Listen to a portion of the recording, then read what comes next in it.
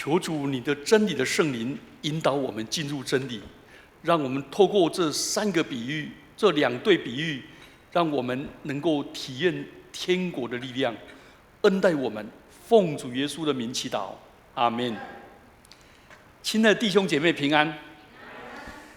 我们今天要继续上主日撒种的比喻解释以后，耶稣基督再一次领我们滑进上帝天国奥秘的深处。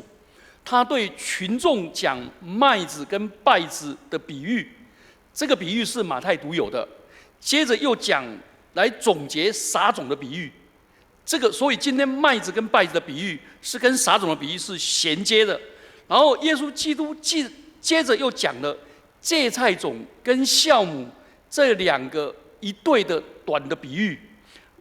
然后呢，我们来发掘这段圣经关于天国的宝藏我们来认识。请我们先来看24节到30节。24节到30节，关于麦子跟稗子的比喻。所以我们请注意不要称为稗子的比喻，那是麦子跟稗子的比喻，是两组一对的。好，你看了这些经节以后，你就发现那些在海边聆听耶稣讲道的民众，一听他们不用解释就明白，稗子就是天国的敌人，就是那些法利赛人跟撒都该人。他们反对耶稣在安息日治病，他们排挤穷人，歧视穷人，认为这些人是对律法无知，不能完全遵守法利赛人所列的严格的规条。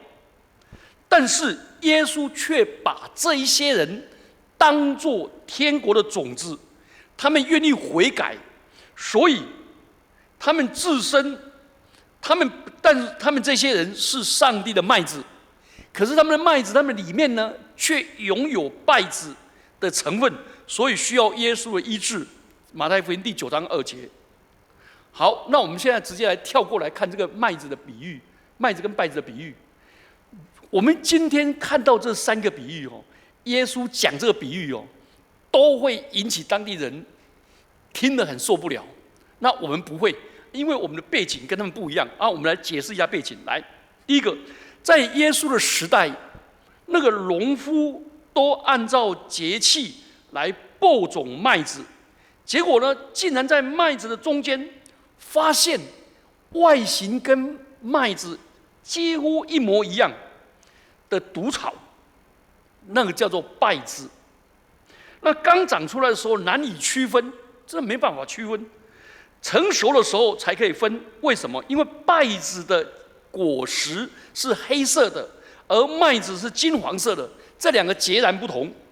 那如何处置稗子呢？按常理说，稗子是越早除掉越好，因为稗子会跟麦子争夺水分、养分，还有成长的空间，威胁了整个麦子的成长跟将来的收获。而且他们连根都盘结在一起。连那个珠子都盘结在一起，而应该是及早除去方为上策。但比喻中，偏偏这个田主很荒谬的，他不让他的仆人拔除，怕累及麦子，而且要求他暂时别管，等收割的时候才分开，那时候更麻烦，增加整个农事的困难。所以仆人的眼中看到这个家主竟然妄想把稗子集中起来捆好焚烧，当作燃料，他觉得这简直愚不可及。而麦子收入粮仓，供日后食用，这个还可以。我小时候，我爸爸就带我去拔稗子，当那个皮我每次一拔稗子，我爸爸就打一巴掌。拔了一个上午，拔了不到1个小时，我就被我爸爸赶走，因为我通常都把那个稻子拔起来，然后稗子留着，我怎么分都分不出来。那我弟弟就很厉害，我弟弟就分得出来。那当然，如果长出来，我当然分得出来而且那个稗子是长得特别长，那稻子长得很小。可是我弟弟分得出来，那我爸爸就把我的眼睛抓了，然后只有看，可是我还是分不出来，我怎么分都分不出来。我真的是，我爸爸说你这敢面的敢巴给你就这样，真的分不出来。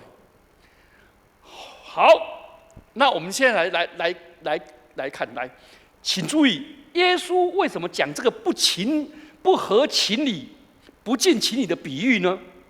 耶稣设这个比喻，不是在讨论常识的问题，而是透过比喻来表达天国的奥秘。这样了解哈？而且耶稣呢，常常讲话呢，语不惊人誓不休，故意讲那个很让人家受不了的。好，他真的意思是什么？来表达4个信念。第一个，好麦种已经撒在田里。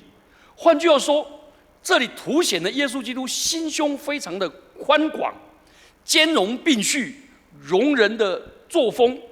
他一反法利赛人、撒都该人，奋锐党跟爱色尼人或者施洗约翰的传统。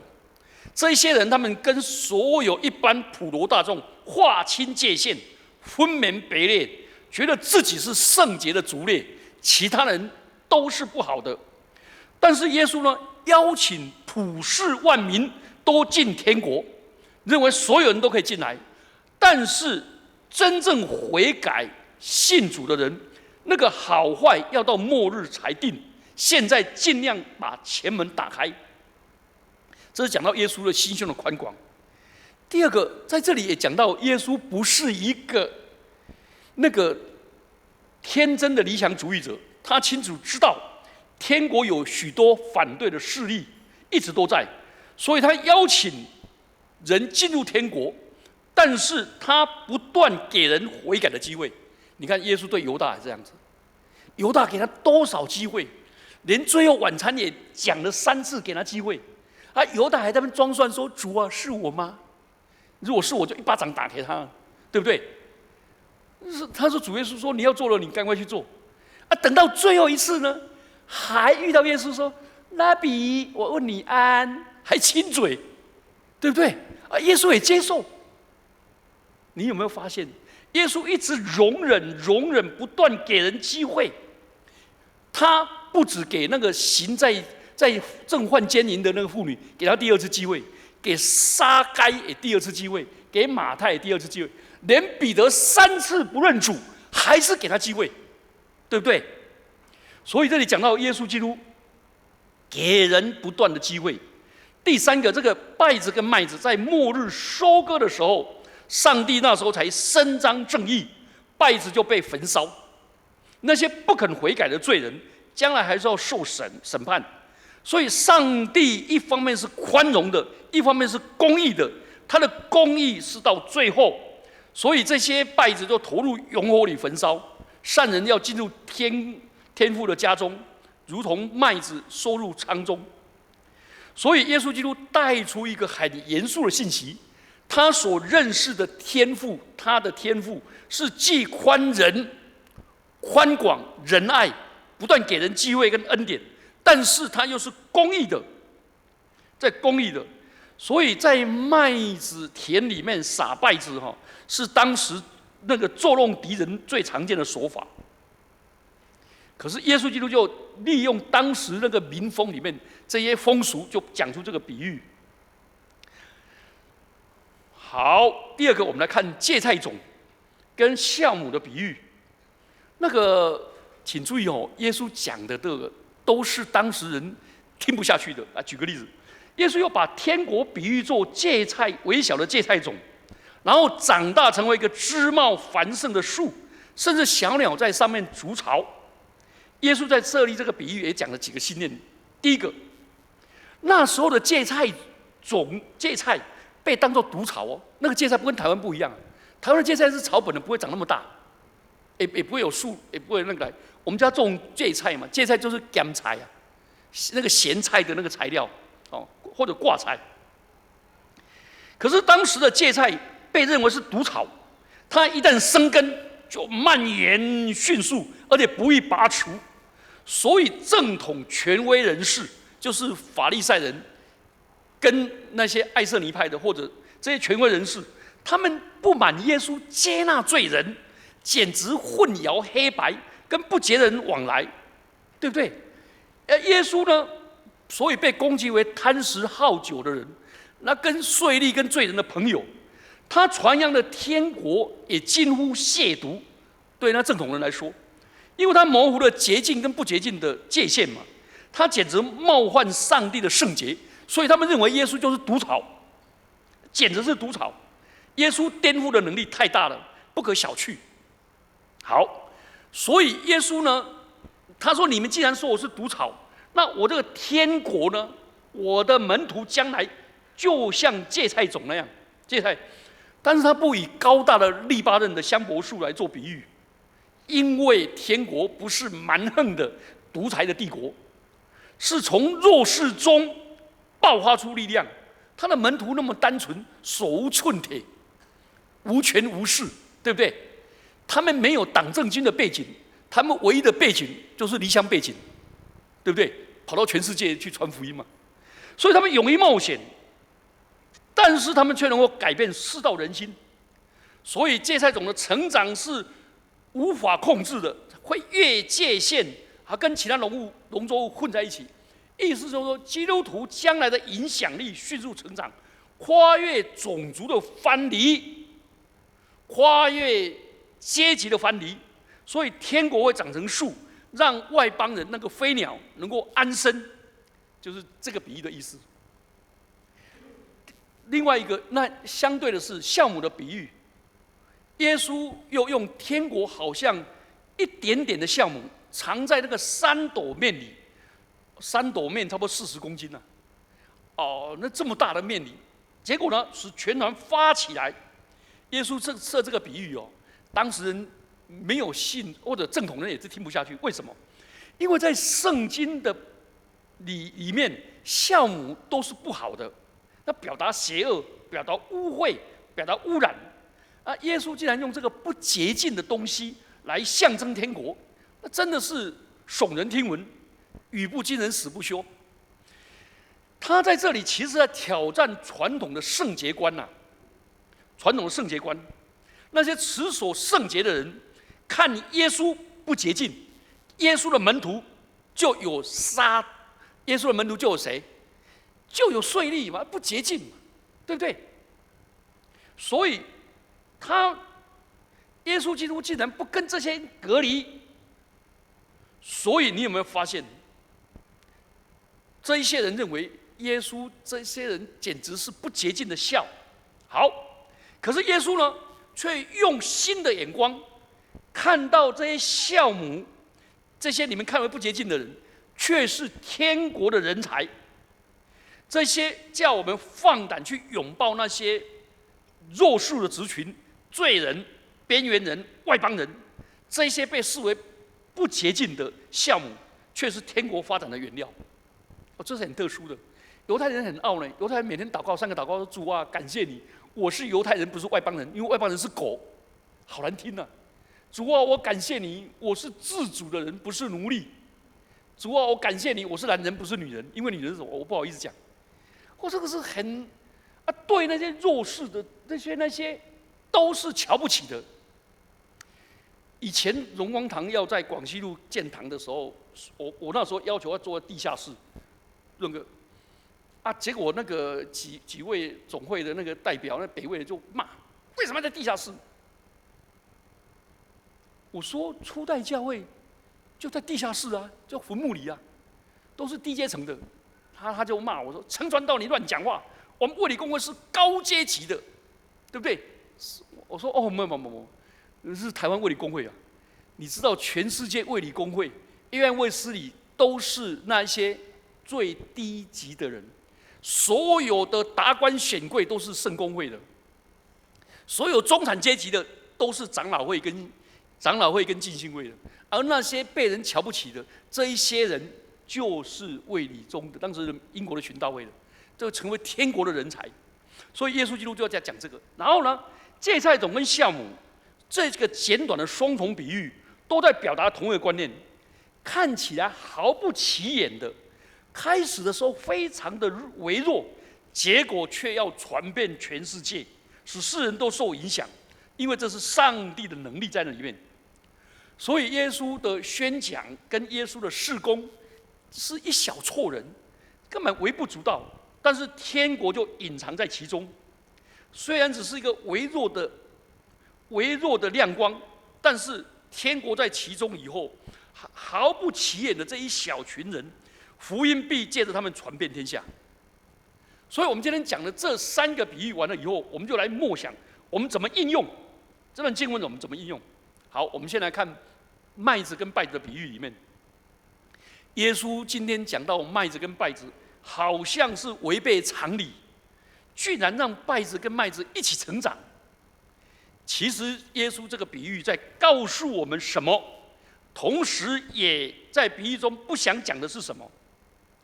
其实耶稣当然不是要我们失去打击我们内心魔鬼的勇气，也不是要我们因着这世界有稗子，我们就怎么样就绝望。其实耶稣的意思是什么？借着这个比喻里面，告诉我们，教会的团体里面，基督教里面，上帝耶稣基督在撒好了麦子，可是这中间夹杂的稗子，让人家很不愉快。你知道吗？教会几乎天天的媒体都会登基督教里面的负面的报道，对不对？那耶稣很清楚说，稗子从哪里来？稗子是从仇敌干的，魔鬼不睡觉。真的，魔鬼控告我们是什么？作业在上帝面前控告我们。所以我说，魔鬼控告我们是树叶匪亵。真的，他紧盯着耶稣的工作，所以耶稣的救恩已经散播在人间。为什么世上还有那么多的罪恶产生的后果呢？譬如说痛苦啊、逼迫啊、不义啊、杀戮啊、奸淫啊、掳掠啊。耶稣在26节就回答：到长苗吐穗的时候，稗子也显出来。所以我们相信一切都是出于上帝，全能的上帝，他是创造主，是全能全善的。可是因为人的自由意志的抉择，就出现了恶势力。那有人就问我：那上帝为什么给人自由意志呢？对不对？不应该给人自由意志嘛？可是，一切道德的基础跟爱都要出于自由意志。我拿这个 pistol 说 ，Do you love me？ 那个爱有没有意义啊？了解吗？公德心要不要出于自由意志？如果上面都架着那个电视、那个摄影机，谁敢乱吐痰，谁敢丢纸屑，上面机关枪就 bang 把他打死。那这样都没有人吐痰了，同意吗？啊，这个是不是很有公德心、很有伦理啊？不是。所以你们发现，夫妻的爱、亲子的爱都是出于自由意志。但是上帝给人自由意志，上帝还是主宰。他全善的势力弥漫在人间，控入整个恶势力。所以那些恶势力好像败兵残将一样，还在作祟。所以我们就会觉得，为什么这些人作祟呢？所以我们亲爱的弟兄姐妹，我们千万不要动不动讲说，哎，魔鬼好伟大，哎，魔鬼力量好大，不要讲这样的，应该说上帝更伟大，了解吗？是不是啊？不要整天在讲这些。所以，那上帝为什么不根除所有的稗子呢？因为这些罪恶对我们来说是基督徒的挑战跟磨练，然后培植我们成为一个更茁壮的基督徒。有些人看到天灾人祸就失望悲伤，很期望过着一个纯净温室里面的成长，可是，在今生里面是永远不可能的。所以我默想这个比喻的时候，耶稣一面保证，通过善恶并存的冲突跟矛盾，天国会逐渐的扩展，上帝国必定胜过邪恶。所以我们不要一直在那边叹气，说为什么好人在家里叹气，啊，坏人在台上唱戏？就讲偷窥，先怎歹人伫戏棚顶咧搬戏，啊，好人伫厝咧偷窥。先怎恶心的地王无啊，好心的地得咧鹅？有没有说这种话？都觉得自己好像都是很悲观消极的，这一类的话都在这。可是今天这个比喻里面说没有，因嚣摆无落皮的故了，了解吗？他们在嚣张啊，将来到末世的时候，他们嚣张不了啦，他们永远哀哭切齿啊！我们在这个过程当中要忍耐等候了。所以我们知道这个世界的救恩，上帝的救恩还是一个过程，所以我们要满怀盼望，期待救恩的完成，将来耶稣基督再来，新天新地。好，所以这段比喻也在教导我们，不要看到一个恶人就把他钉死，然后就整天咒骂，觉得这个人判定这个人是十恶不赦，对不对？那请问耶稣对那个撒该呢？撒该这个人被人认为是该杀的，同意吗？因为他出卖犹太人，所以他叫犹奸；出卖中国人叫什么？汉奸嘛；出卖台湾人叫台奸嘛。出卖犹太人叫犹奸嘛。这个犹奸是该杀的。这耶稣说：“我今天住到你家。”结果那些人达官显贵说：“耶稣怎么不来我家？怎么就这样子？”你有没有发现，不需要去判定人是十恶不赦，而是为他祷告，让他能够悔改，成为善人。另一方面，我们也要注意，我们每一个人心中都潜伏着败子，我们不要自以为我们是自命为义人，天天指责别人，而不反省我们自己的缺失。所以，我们都是罪人，上帝拯救我们，所以上帝也一定能够拯救这些人。所以看到有人罪恶人，就为他祷告，为他祝福，对不对？不要整天在那个。其实，如果上帝要铲除一切罪人的话，我们没有人能够幸免呐，同意吗？真的是这样。但是上帝宽容我们，接受我们。上帝是个忍耐的上帝，是个大方的上帝，宽容的上帝，他无限的爱。所以我们要用上帝的爱来学习忍耐、等候。但是上帝也是公义的，所以这段圣经里面就告诉我们，基督教曾经试图把人类分为能够拯救的善人，跟受惩罚的恶人，所以在历史上犯了不可挽回的大错误，所以才有十字军，对不对？十字军要打穆斯林，结果打到什么？杀了几百万东正教人，好可恶！这些，然后天主教的异端裁判手杀了多少爱主的基督徒？请问，基督新教宗教改革了有没有好？没有好啦，杀了多少重洗派的？追杀到莫斯科呢？那重洗派的人都唱哈利路亚，感谢主，就杀呢，奉主名杀呢，杀到最后他们就全部放下武器，就说我就让你杀了，杀了几十万人呢，杀到基督徒手软呢，不敢杀呢，最后才和解呢。教会里面一直整天在论断别人都是错，这是你要看到败子跟麦子，那是最后权柄交给上帝，我们要耐心跟等候。这段圣经就这样教导我们。第二个，我们来默想芥菜种跟酵母的比喻，在这里很清楚知道，我们要求说：“主啊，求你给我从你那里来的生命力，那住在我里面的比全世界还大。我有圣灵的能力跟生命力，所以我对这世界就要委身。那些被人认为是没有用的芥菜种，我就是芥菜种，我的影响力就这么大。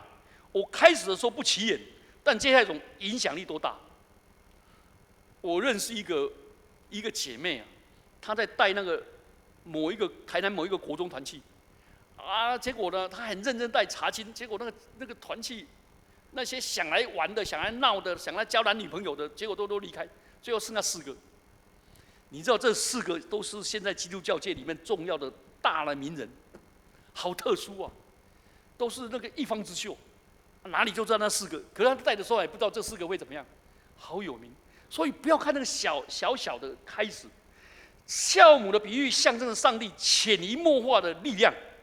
我们需要的是隐藏、混进这整个团里面，整个影响都这么大。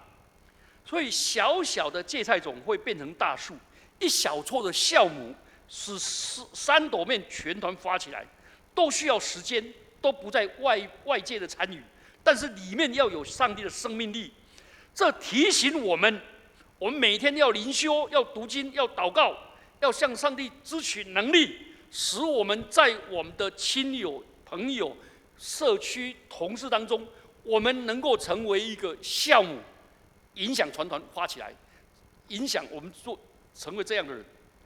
所以，让我们今天的这个，让我们知道，提醒我们自己的罪恶是真实的，让我们自己不要成为一个撒麦子的工具。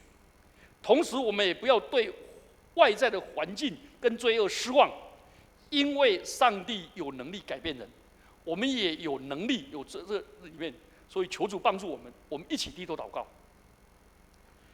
主，我们渴望你的恩典帮助我们，让我们不因为有败子而灰心丧志，也不因为我们个人心里面有败子的种子而灰心丧志。主，让我们不断的撒下麦种。主啊，让我们恩待我们，我们有生命力，让我们像芥菜种、像酵母一样带出影响力。愿主赐福我们这看不起眼的小小的羊群，让整个福音因为我们传开。奉基督耶稣的名祈祷，阿们。